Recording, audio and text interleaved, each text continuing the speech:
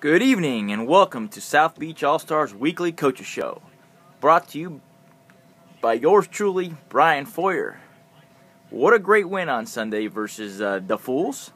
Not only was it a great win, but we were able to have all 12 of our guys at the field to be a part of this victory. We overcame walks, we overcame errors, we overcame questionable calls by the umpire. It was a great win for our organization. I want to personally thank a few guys for their play that stood out to me during Sunday's game. First, I want to commend Goldie on his first hit of the season and his hustle down the first base in breaking up the double play possibility in the bottom of the seventh.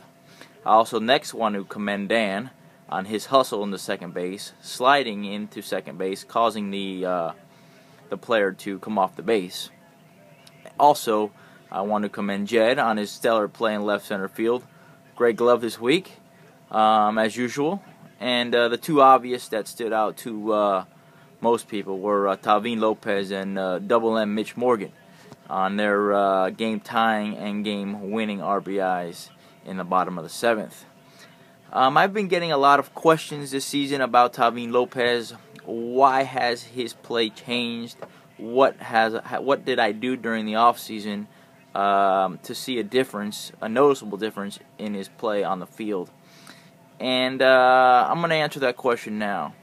I went a different route than other managers would normally do and normally go. I stayed away from the off-season workouts, the conditioning programs, the weight room, and I went a different route. I went to the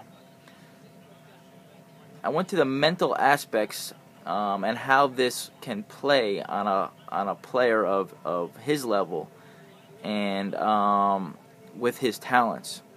So I made a couple contacts of some former, they're not icons in South Florida, but individuals who have grassroots from South Florida who could relate to Tavin and to get the message across to him as to what it takes to move his game to the next level.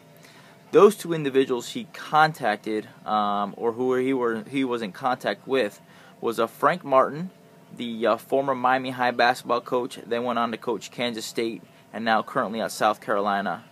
And yes, Ozzie Guillen, the former White Sox manager and the former Miami Marlins manager. The reason I chose these two individuals was, yes, because they are here from South Florida, and their roots are from down here, but they are two Hispanic individuals who Tavin can relate to, and who their points he would take into consideration a little bit more than if it was some other individual I had in mind at the time to speak to Tavin. So I want to thank Frank Martin and Ozzie Guillen for taking time out of their schedules to consult with Tavin.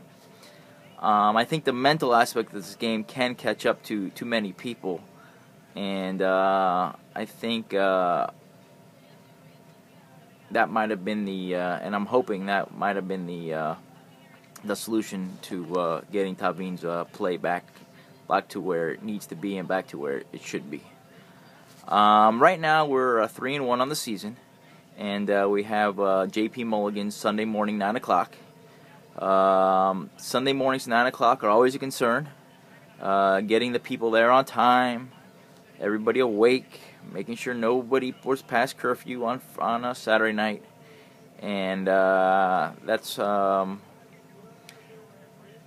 my concern going into Sunday. Again, it's not the first 9 o'clock game we've had, so our guys know the rules and regulations, and I just hope they follow them as always. Again, we're 3-1. We're only as good as our last outing, so if we come out here and are flat on Sunday, then what we've done so far,